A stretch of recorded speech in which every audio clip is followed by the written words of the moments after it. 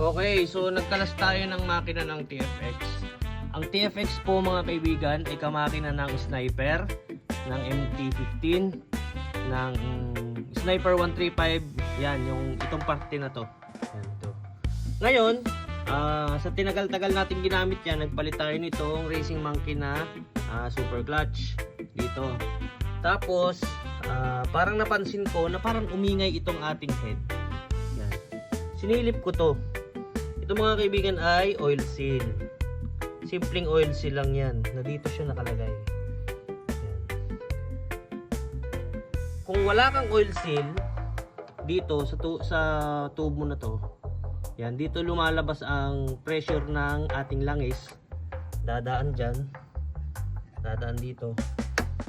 Tapos babalik doon. Paakyat yan ng head. Kung sira ang inyong oil seal, hindi aakyat ang langis sa inyong head. Lahat ng langis na umaakyat dyan, hindi yan aakyat. Masisilip nyo yan dito. Yan. Kasi tinesting ko yan, sililip ko ito, walang lumalabas na langis. Kasi nagingay ito eh. Nung nagingay ito, walang lumalabas na langis. So isa lang ang aking suspetsa dyan. Ito agad. Ito. Ayun nga, tingnan nyo mabuti. Yan, yun, may butas. Yan yung oil seal niya. Yan. May butas. Yan. Dito yung nakalagay.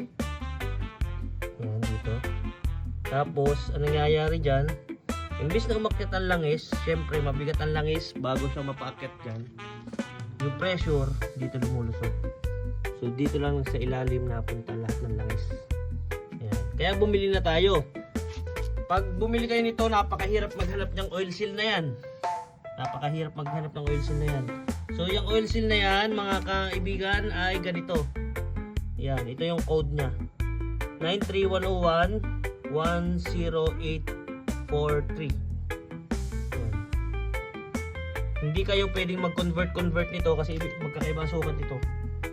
Yan. Pag nag-convert kayo nyan, delikado naman. So, sa mga nagkakarga dyan ng mga motor, nagpapalit ng super clutch, pag kayo yung magbabalik nito, ng oil seal na ito, iingatan yung mabuti ang pagbabalik kasi matalas itong part na yan. Yan. Huwag nyong basta-basta isasalpak kasi pag isinalpak nyo lang yan dyan, may tendency na wasakin nyo yung oil seal. Yan. Halimbawa nagkarga kayo. So, isa yan sa kailangan mong tingnan para ayos ang pagdaloy ng inyong langis sa inyong head. Iwas sabog rin yun. Diba? So, ayun lang. Paalala lang sa mga nagpapalit ng mga ganito.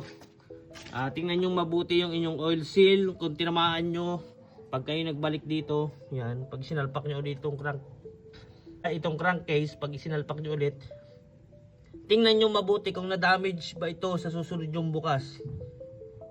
Or tingnan nyo mabuti kung maakyat ang langis dito. Kung hindi, siya. Delikado na yung makina nyo. Okay, so ayun, konting kaalaman lang and sana nakatulong doon sa mga iba na hindi nakakapagpakit ng langis dito. Baka sakaling ito na ang inyong solusyon. Ito lang, oil seal na to. So sa halagang 50 pesos. Uulitin natin, ang atin pong code ay oil seal ito ng crankcase. Ang code natin ay 93101-10843. Yun. Alright.